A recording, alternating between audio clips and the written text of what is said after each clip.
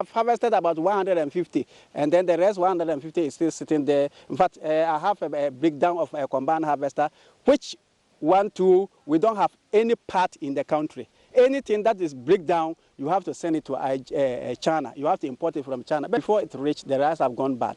So now either I'll get somebody to be hired to continue, or finally fire will have to come and harvest it. The missing link is that we address problems in silos. Agriculture is a system, and we don't have a systemic approach. So the mechanism for increasing output seems to be a reasonable response, good response. There's no functioning warehousing system, and there is no solution to markets. We do not have an arrangement where the state intervenes in a massive buying exercise, for example, for strategic stocks that enables pricing to be stabilized in the Glut period.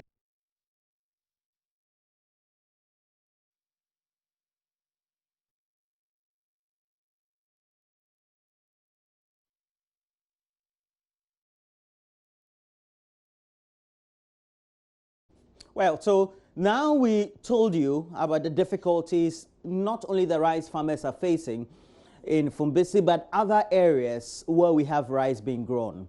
Indeed, there have been concerns raised by these managers of these farms about where they can go for markets. And ultimately, we have to continue with the conversation, broaden the conversation, because now we've increased the communication to a level where we say that locally, we all need to patronize made in Ghana rice. And as a result of that, we want to improve on what we have and also the patronage. But we also do know there are inhibitions because we let in so much imports.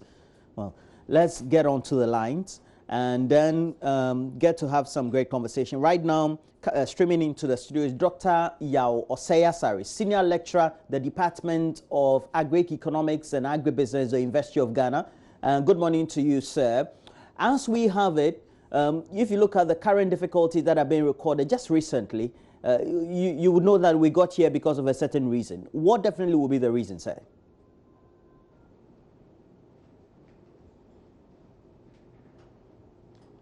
Thank you, Roland, for having me this morning in your studio.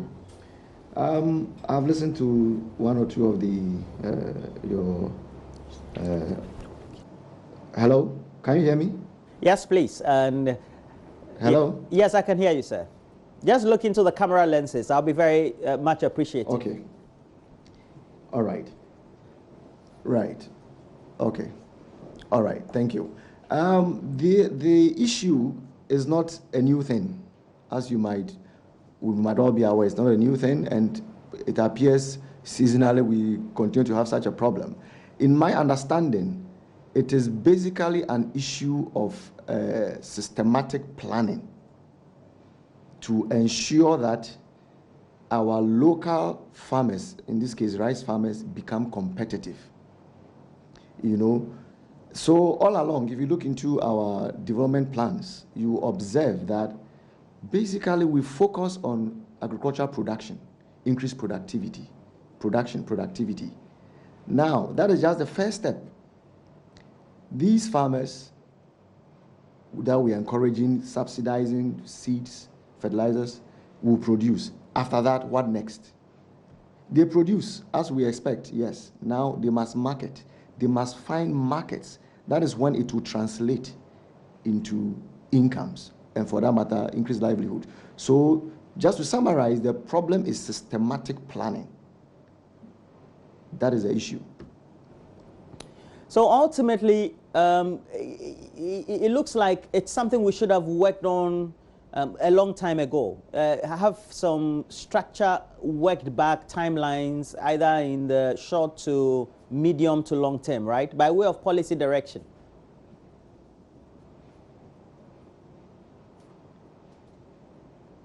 Yes, in fact, I must say this, that we have in our books very good policies. very good policies that when we choose or deliberately decide to implement, will achieve the results. For example, currently we are looking at investment for food and jobs. That's an agenda to transform the agriculture sector. If you look into that document, it's excellent. By MOFA is excellent. The challenge is how we coordinate, how we systematically plan the policies that we have come up with. You know, so on the books, yes, we have the policies, all right, very good. The implementation is the challenge. That is where, in my thinking, we have to bring all these stakeholders on board. And it's not as if we don't have some of them on board. You know, we can see snippets of them that, oh, this stakeholder is here, this is part of it, and yet we keep on seeing this recurring almost every season. So, in summary, one would say that on the side of policy, on the side of implementers of these policies, there is a failure somewhere. That kind of effort to look across the value chain, not just the first step of where you supply the inputs to produce, but there should be markets. And that is the issue now in Fumbisi and its environs. There should be markets. Did they have any private sector person to uptake these volumes of production? And remember, everyone everywhere is doing the same thing at the same time. So this is what we should be expecting. Now, the uptake. I expect that there should be some offtake agreements between these our local farmers and institutions to take up their produce so that the farmer will now benefit. We are putting in money, time, effort for the person to produce. Yes, it's done. Then it is not translated into income. So did we really benefit? Efforts have gone in, but results are not coming. Don't be surprised. I will not be surprised that next season, farmers will now think twice and say, look, this issue may come up again, so let me even reduce my area produced because I put in money and I don't get the results. So it is about interconnectivity, the networking, bringing on board that group of stakeholders. If you look into our policy, this current policy I talked about, there's this thing they call AXI, Agriculture Cluster Service Enterprises. That must work. So all the needed stakeholders are on board to ensure that the chain is complete, The farmer produces, somebody supplies the farmer with the inputs, the necessary inputs to do his production.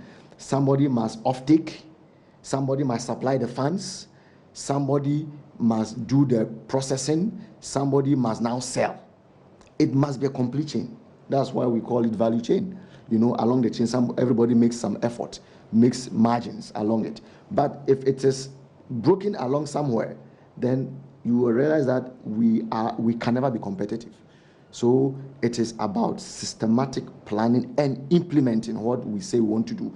And this current investment for food and jobs policy, as I have taken a look, is going to resolve these problems, provided that we fully implement what the document says, and there is that will to do so. Yeah. So the policy commitment is always important. Now, joining us via Skype is Anthony Morrison. Now, Mr. Morrison is the Chief Executive for the Chamber of Agribusiness Ghana. Good morning to you. Looking at what the narration is, especially from Doc, it would also mean that there's a certain disconnect in policy implementation. Can we say that is the case? Thank you very much for this opportunity. I think that we have over-concentrated on production policy over time as a country. And they need to look at more strategic and robust market-oriented policy in order to advance agriculture in Ghana.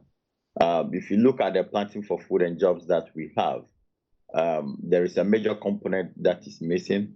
What is the strong linkage between production and market?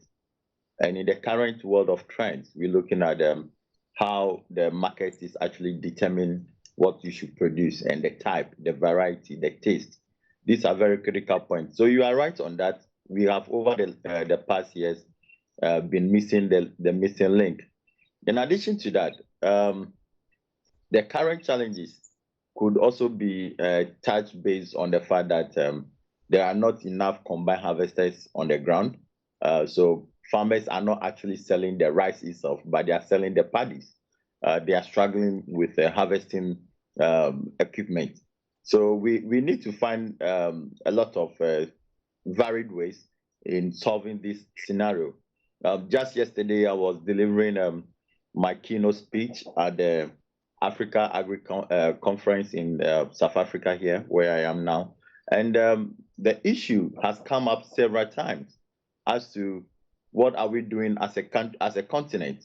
One thing that I think we should be working towards is the import substitution model.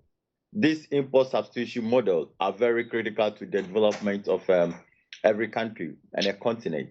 Are we producing for ourselves? If yes, what are the strategies that we are adopting to fulfill and to make sure that our food security issues and the whole policies concerning zero hunger strategy and all that all interface into the current SDGs, which we are trying to do, because what we are working towards now is transforming food and agriculture through the SDGs.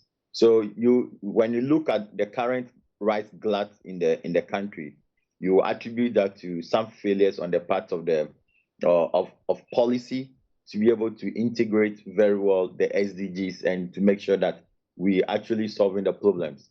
I quite listened to Dr. Osei while he was making his statement, and I very much agree with him on the fact that if care is not taken, a lot more will have to be done in order to strengthen or to maintain the current production capacity, or to be able to even increase the capacity, because this will also influence the farmers as to, okay, they are not buying our paddies, they are not buying our rice, they are not, we are not getting market. So what do? We reduce production level and probably increase production in maize or soya. So a lot of things will have to be done in this regard. Now, please make sure that you stay on stream. We'll have to go back to Dr. Osei. If you take a look at what the demand and supply side is, and you look at what the statistics are, for example, from the last year till now, annually, the estimate has been over the last 2-3 years that we spend around 1.7 billion in the imports. If you look at the forex exchanges, that would be 331 million US dollars as it is. It means that the demand is high. But related to all that is also the fact that because now we've gotten glued to the taste of foreign rice, we also would need to meet the demands and the value of the market with quality, etc. How do we sync all this?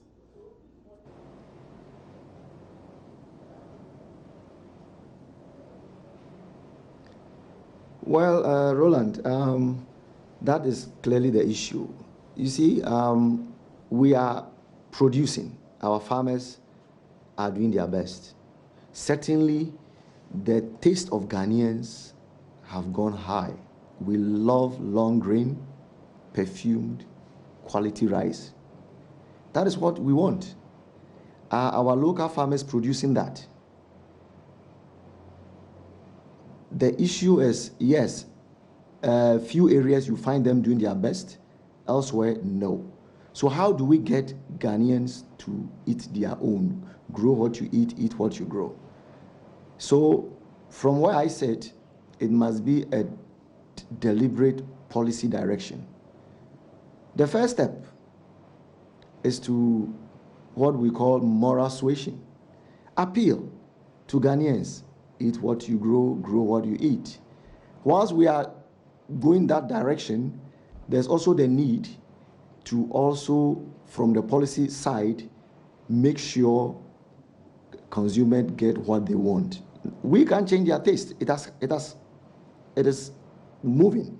It is going a certain direction. So the farmer must meet our needs. So we give them the rice seeds, that is fine.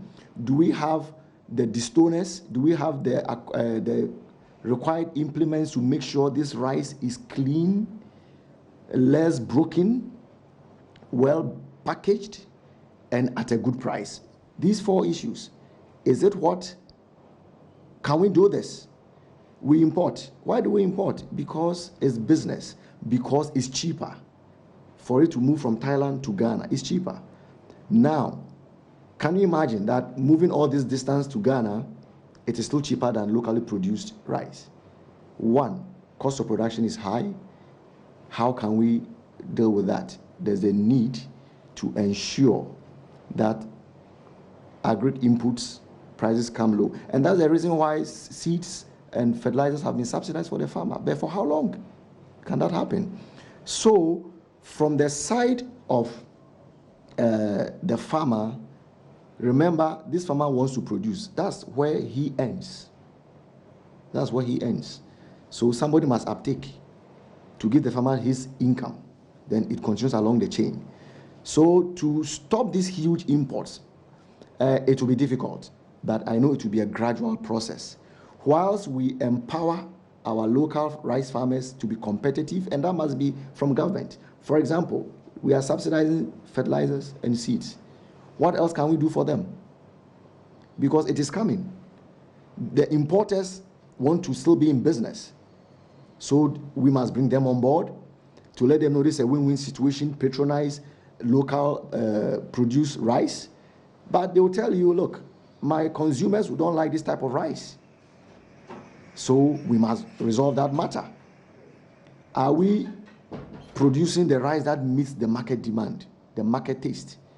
That must be looked at. And it's not as if we are not doing it, but it is not in a concerted effort to consistently maintain these moves to support the farmer. So in my view, once the local rice farmer cannot be competitive, the importer will still be in business. If our farmers become competitive right here in Ghana, the importer will direct attention to source produce and still make his or her margins. So in the long run, it will benefit the farmer and government in terms of reduced import bills. So it is something that we must look through. Now, let me even digress a little for us to appreciate the situation. In the US, Trump is talking about America first. Why is it so? Because he wants his own people to benefit. Brexit is happening. Why is UK trying to come out? Because they have seen the ramifications of being part of the EU. They want to come out. Now we know import bills are huge, and we can save that kind of money. What do we have to do? We have to empower our local farmers, empower them. Now, there's even the need for a new breed of farmers. These are local farmers, peasants that have been feeding us all these years. Now, we are being fed by them, but we need a new crop of people that will do all that it requires, all the technology needed, so that the cost per unit comes down. That is what is required. So to reduce our import bills and for government to save money, our local farmers must be competitive. And competitive means that cost of production must be low and government must support with infrastructure. And we also need a new crop of people who understand agriculture as a business. Okay.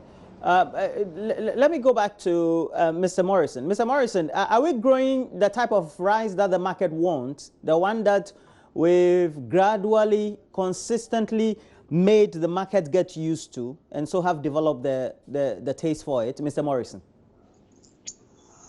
Thank you very much. I think we have over developed lots of variety for the kind of rice that we are consuming in Ghana. Agra, for instance, has come up with a number of varieties. WACI, which is the West Africa Center for Crop Improvement, has also done a lot of work in this direction. So you talk about the jasmine rice, we talk about the Thai perfume. If you go to the Dewenya enclave, some of these things have been produced over there. What I think we are not doing enough is to lower some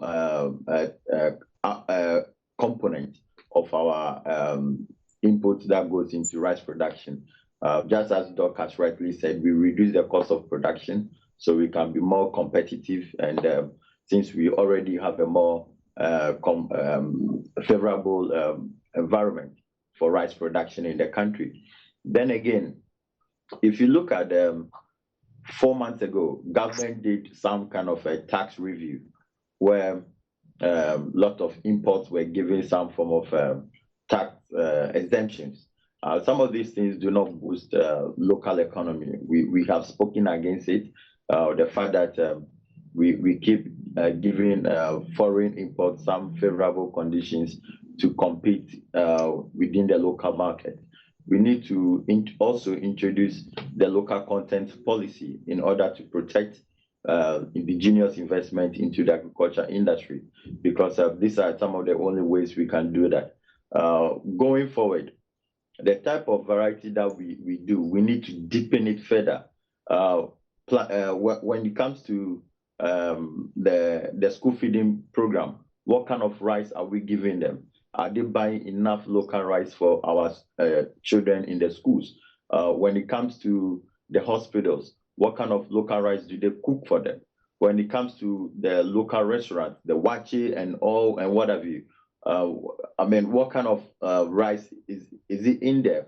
And again, if you go to Nigeria, the local rice are more expensive in a restaurant compared to the foreign rice. And these days, a lot of people don't even want to eat the foreign rice because they have acquired the taste of their local rice.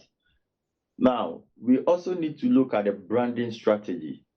What kind of concept and strategy goes into branding of our local rice?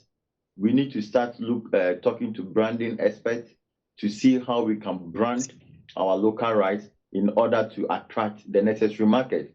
Are we going to say that our local rice is organic and more nutritious? I mean, we need to find a way of branding our local rice so to remain very attractive to the consuming public. It's one of the reasons we are not. Yes, you have. But also joining us on the phone is Edward Karire, and Edward Karire is the General Secretary, General Agricultural Workers Union. Now, Mr. Karire, is it that we don't know the number of farmers growing rice or the areas that are growing rice? We just can't put together the statistics and then also the volumes that are grown. And so do the pluses and the minuses, the multiplications, and know where we have to, by way of policy, do the sinking, so to speak.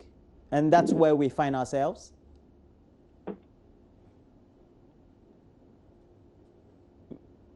Mr. Karire.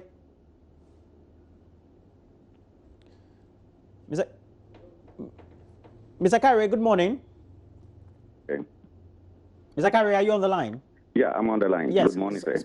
Okay, so I was asking, is it that we just don't know the numbers? For example, the number of farmers who are growing rice, and we know we do it on a smallholder basis, and then also the quantity that is grown annually. And if we have to do the plus and the minuses, we'll get to know that this is the sum that is coming through the borders by way of the imports. And so this is what is produced locally. And this is the time that they produce it. This is the time that the consumption or the purchases could be. And so we find ourselves here. We just don't have the numbers. We just don't know the numbers. We just know that people produce rice. We just also know that there's a certain quantities of rice that is produced, but we just simply do not know the numbers. We cannot say categorically that this number of farmers are into rice production. We cannot also say that at the close of the day, this is the quantity of rice we have produced. In fact, they are just estimates that themselves are very problematic. Does it mean that we're producing in vacuum? And as a result of that, these farmers don't have off-takers now?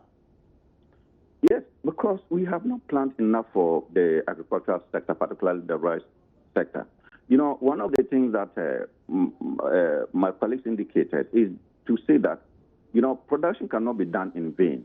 Production is a function of market. Where there's no market, there's no production. I know the fact here is that we should know that the per capita consumption of rice will continue to increase because of population growth, also because of urbanization, and then also because of the growing middle income population that we have. And then it is easier to cook rice once you are in an urban area. So if we understand all this and we want to use policy, then we can use a policy to address it. The unfortunate thing is that when people are complaining that, oh, Ghanaians, our tastes have changed, it changed because of policy. It works. And we should know that it is through policy that Ghanaians have shifted away from their local rice consumption. In the 1970s, it was not like this. But over the years, we have deliberately left the agricultural subsector, particularly the rice subsector, to the importation. And today, it's so much proliferated, liberalized to the extent that you now tend to blame Ghanaians of taste. But when you give people choice to between what is good and what is bad, you don't have to even think that they will necessarily go for what is good, even when they even know that this is bad for them. So it's a policy direction, and we have seen it. And mention has been made about what Nigeria is doing. Almost Nigeria's market is close to a number of agricultural produce, palm oil, and so on, and to the extent of rice. So if we do a similar thing here and try to protect our market, and this is a market that when you protect it, it induces production, it induces growth, it induces job creation, it induces backwards and forward linkages. Why are we not doing it? So it is our failure to deliberately, come up with policies that will support the sector. And I'll tell you that if you take the Fumbisi area, I can dare say that there's no place, probably in Ghana, that is so fertile for rice production, But this is the reality that come the next season, farmers, as indicated by Dr. Osei, will probably have to think twice because they are rational as to whether they should continue to produce rice to make losses or they should save their resources and go into other areas of production. There's an issue, and I have to go to Dr. Osei Asare back. And if you take a look at the importers, it's also because the leeway has been created for the liberalization of the trade. But we also do know the importers work closely with the policy implementers or the politicians. Now, yesterday, we had the minister being reported to be saying that there should be this appeal to the importers so that they offtake what is produced locally. But also, we also do know that beyond just the appeal, a policy direction could be given for whether it's a tariff cut or whatever it is, or upsurge in tariff, or some policy direction that could be given. How do we go in that direction?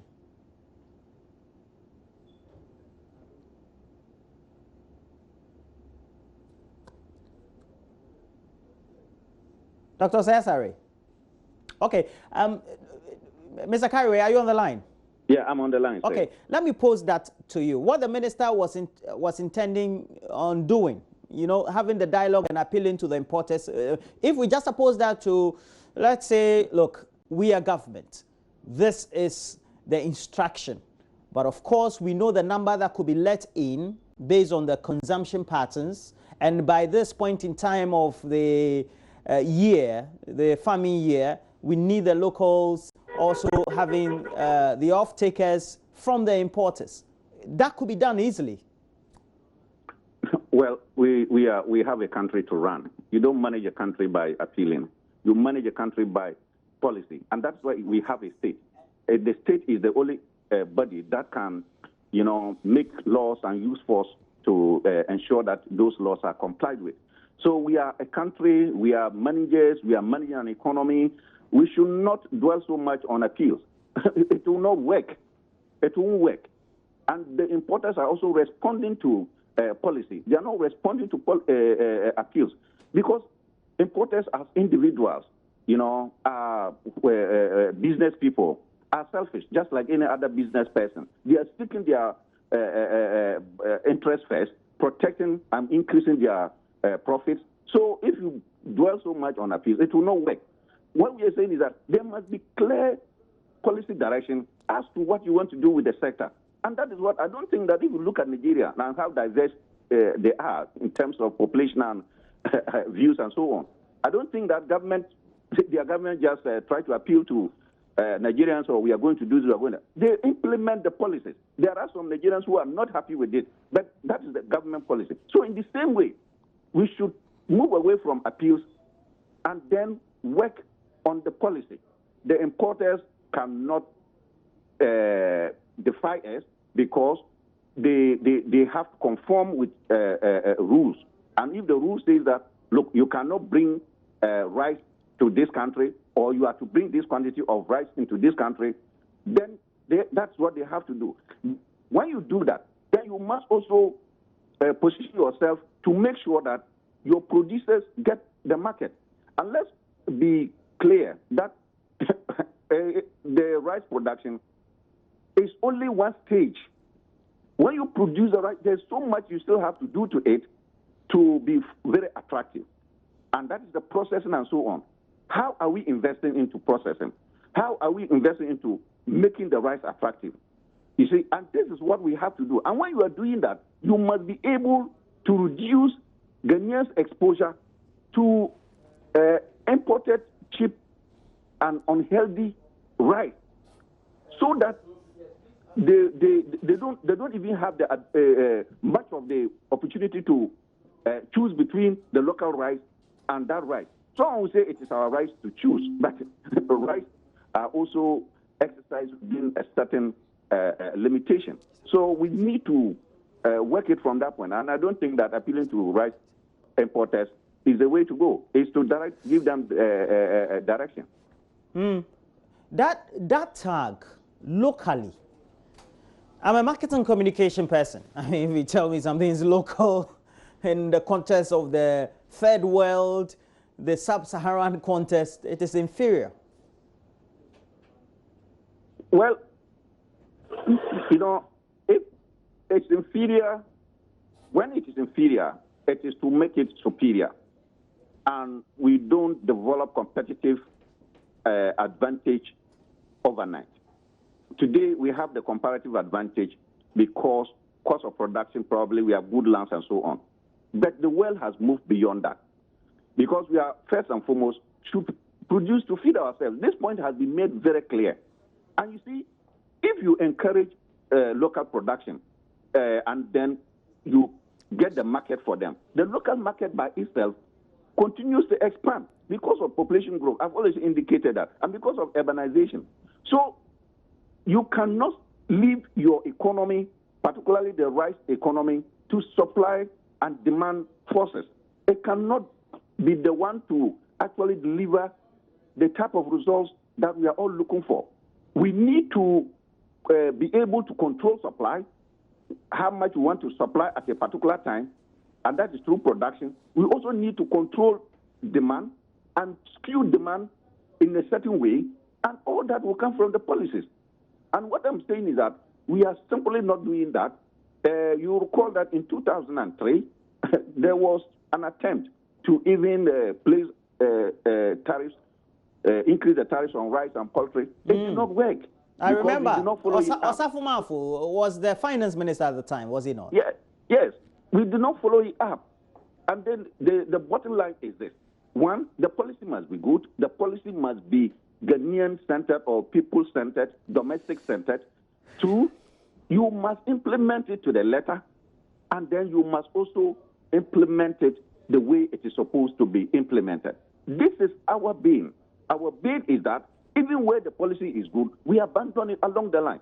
I'll tell you that when I was producing my rice at Fubisi, I nearly committed suicide, because just like the farmers there, you produce the rice and there is nobody to take the rice. Even this is even rice. And let us be clear that when it comes to agricultural produce, they are bulky and highly perishable. So the rice, as it stands there, if you don't protect it well, if you don't have people to uptake it immediately, within 2 weeks, it may even go bad. So the farmers are bound to lose so much. And you cannot, fault them as rational beings if the next season they are reducing their production. Yeah. And government response tells us that, one, it is good that the buffer stock has intervened. But you see, it means that we don't have proper statistics to preempt the issues. We cannot predict what will happen, the production levels. And that goes to underscore the fact that we are not doing enough to know who is producing what and what numbers are produced and what quantities we are expecting. You see? And that is a major failure, which if we don't address it, forget it. Next year, we'll come here and talk about it. Last year, we talked about the lack of combined harvesters, and the rice went to waste. Because if the rice is not harvested within a certain period, it collapses, it falls down. And when you bring the combined harvester later, it will not be able to pick all of it. And the waste will be very high. The post-harvest loss will be very high. These things, now, as the farmer will witness, complain, are we now sure that we have combined harvesters ready to harvest the rice at the time that it's supposed to be harvested?